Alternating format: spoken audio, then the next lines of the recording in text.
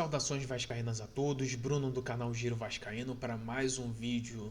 Nessa noite de sexta-feira nós iremos falar sobre alguns assuntos importantes.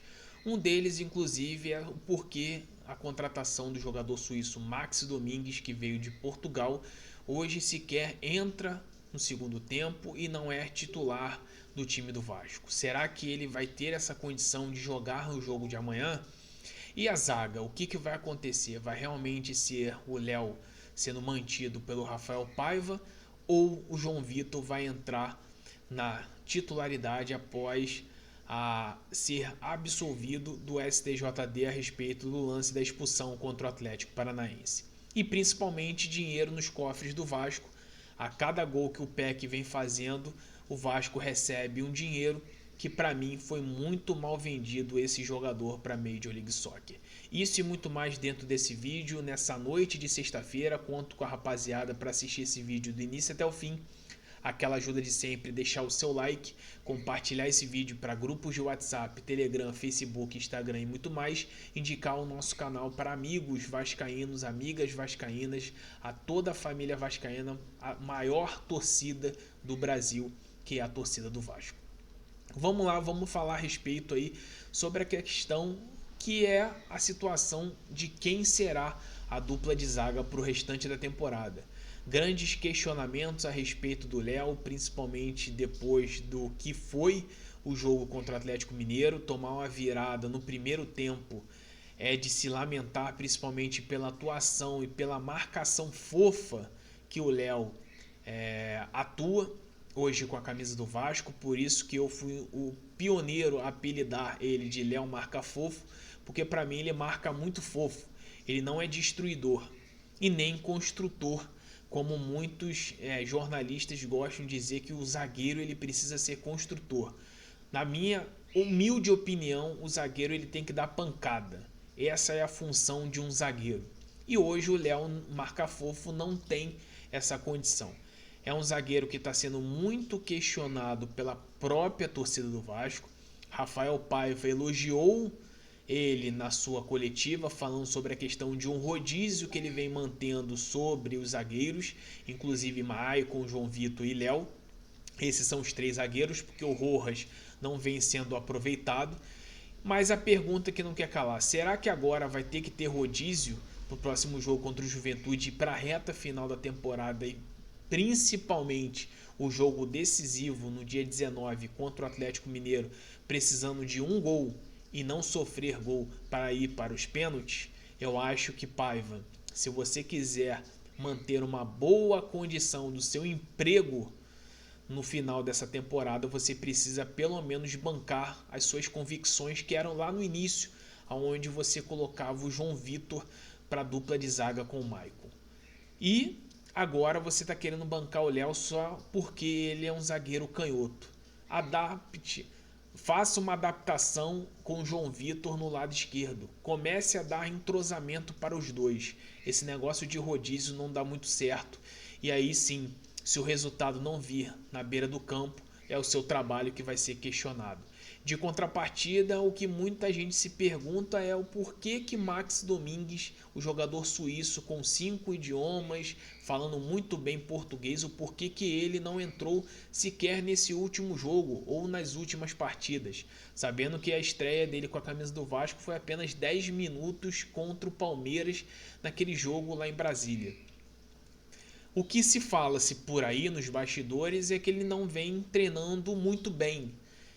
E aí se coloca-se até uma questão de adaptação ao futebol brasileiro e principalmente por uma parte física.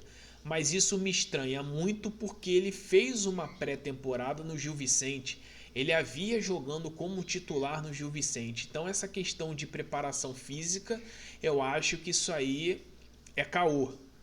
Mas a questão de que ele se adaptar ao futebol brasileiro, eu acho que não existe muita diferença entre o futebol português e o futebol brasileiro. Sabendo mais que na posição que muitos jornalistas falam que ele é um segundo volante, sabendo que existe hoje uma carência enorme nessa posição, onde o Cocão vem sendo muito imaturo em determinadas oportunidades, onde ainda mais ele foi expulso no jogo do Cruzeiro, expulso de forma justa, porque ele entrou com as travas da chuteira na coxa do zagueiro do Cruzeiro, mas a atuação, o rendimento dele está muito pilhado, não sei o que aconteceu de uma hora para outra.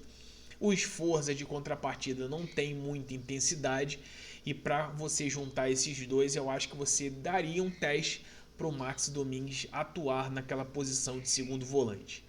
Isso é um grande questionamento por boa parte da torcida, porque que o jogador suíço, que foi contratado a peso de ouro, com 4 anos de contrato, ele não consegue entrar no time principal ou até mesmo no banco de reservas. Vamos ver se agora contra o Juventude terá mudanças. A minha equipe seria totalmente diferente para esse jogo. Eu pouparia o Lucas Piton, colocaria o Vitor Luiz para ter uma marcação mais forte no lado esquerdo. De contrapartida, o restante da linha defensiva colocava Maicon e João Vitor na zaga, com Paulo Henrique na lateral direita. Hugo Moura testaria o Max Domingues sim nessa posição de segundo volante, manteria o Puma no lado direito, porque muita gente questiona, o Puma não é lá isso tudo, o Puma não entra nas divididas, mas galera, infelizmente o elenco do Vasco é esse, de botar Ryan naquela posição, Jean David naquela posição e o Puma, eu prefiro o Puma, tá? Com todo respeito e opinião das outras pessoas. No lado esquerdo eu manteria o Rivaldo colombiano, que ele consegue jogar melhor naquela posição. O Payet eu entraria já logo de cara, colocaria o Coutinho no segundo tempo. Não sei até que ponto esse desgaste contra o Atlético foi ruim para até mesmo perder ele para a sequência, sabendo que ele já teve uma lesão muscular há um mês atrás.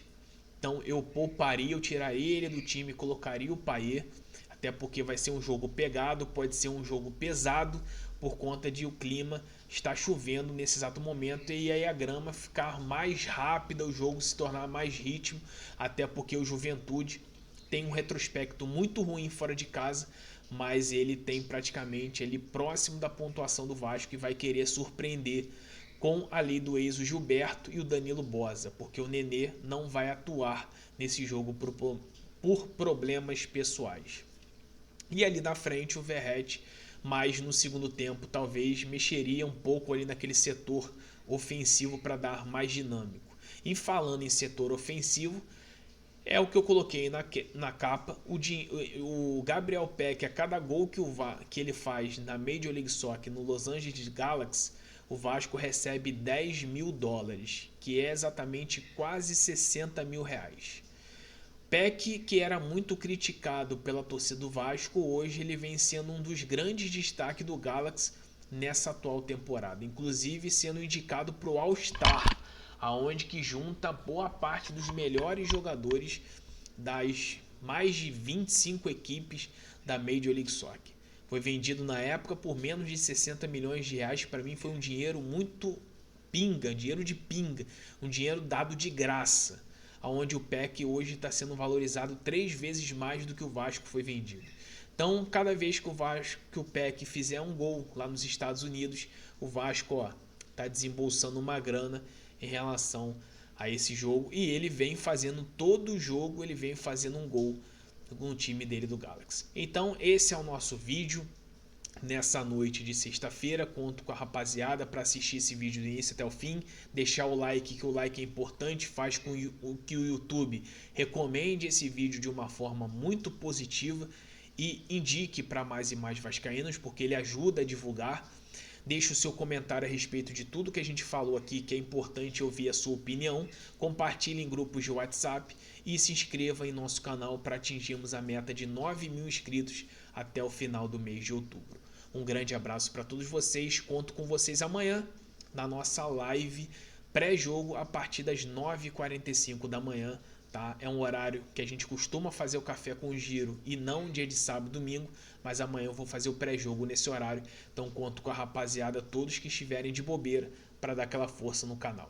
Grande abraço, tamo junto, saudações vascaínas e um ótimo dia para todos vocês.